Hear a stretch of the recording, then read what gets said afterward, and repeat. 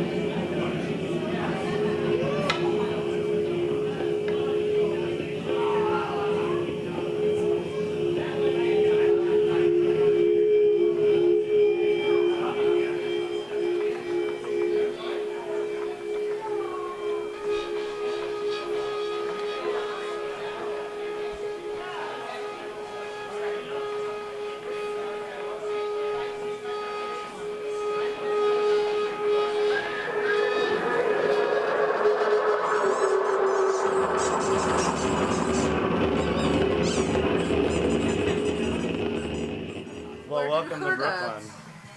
I had this friend Jason Sinopoli who went there for summer.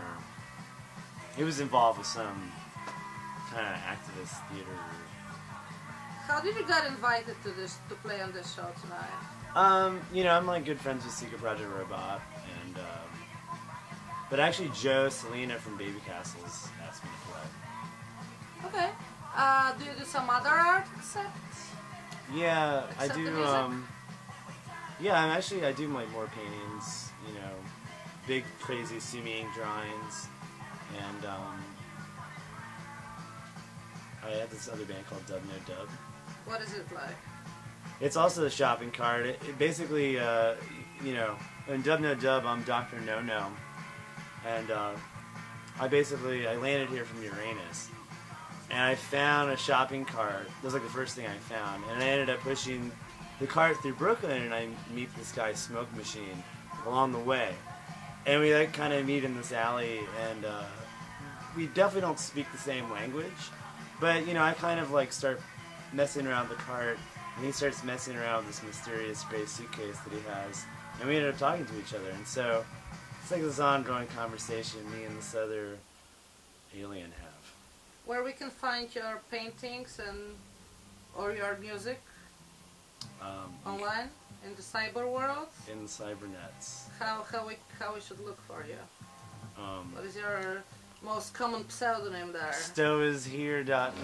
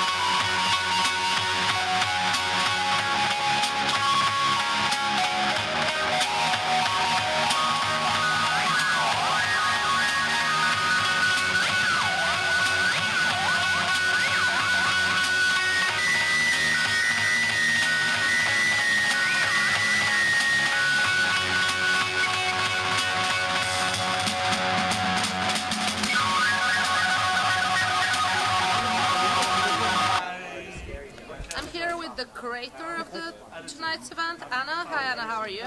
Well, I'm great, but I'm not the close to the only person who's put this together tonight. Like a lot of people, like fucking work their asses off to make this thing possible.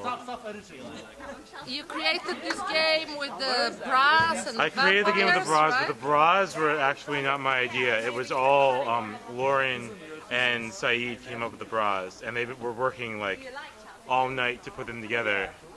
The bras were like a perfect fit, if you will, for the game, though. It was really, I really liked how it came together.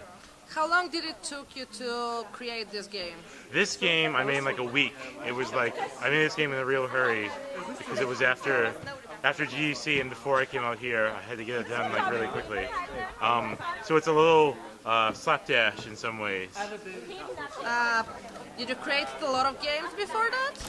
I've created a few games. I made a game called Lesbian Spider Queens of Mars, which is about lesbian Spider Queens of Mars. I made a game about, I made a game for the Occupy Oakland movement that was part of a march. I made a bunch of shit. I make a lot of things. Tell me, what is your inspiration behind the game? How did you end up with exactly that idea? With this game, I'm really into the dynamics that are going on between the players.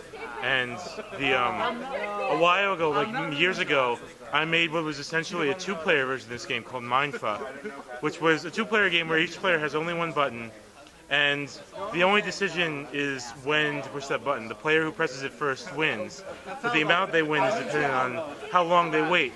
So the idea is to read your opponent and press the button right before they're going to press theirs. Like, all that I like about multiplayer games is what's happening between the people who are playing. And this is essentially just a four-player version of that. How well can you figure out what your opponents are going to do this round? But why bras and why vampires? Well, the vampires and the cyanide just made sense. It fit what I was working with in a weird way, and it was weird enough that I liked it. The bras were entirely Saeed and Kumal's suggestion, and as soon as they said it, I realized that it was an absolutely perfect idea.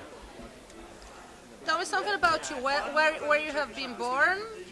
I was actually born near here. I was born in the Bronx, in New York City. I live in Oakland now, but I came back to do this show and, to promote my book. Tell me something about your book. It's a great read. It's wonderful. My book is about how everyone can and should make video games. What's the name of your book? My book is called Rise of the Video Game Zinesters, How Amateurs, Artists, something, and you are taking back an art form. And what was the first video game you've ever played, and what age were you? And how this all got you, how you got into these things, I mean? My very first video game was either Missile Command or Ms. Pac-Man, which I was both super into for very different reasons. I liked how fucking terrifying it always was to lose Missile Command. Okay, so I don't know. I'm kind of blacked out. Just wing it. Just roll with it. Why is this heart standing for here? Why is what? This heart here standing for? Oh, it's my heart, because I wear my heart on my shirt because I'm totally open and I'm an open book.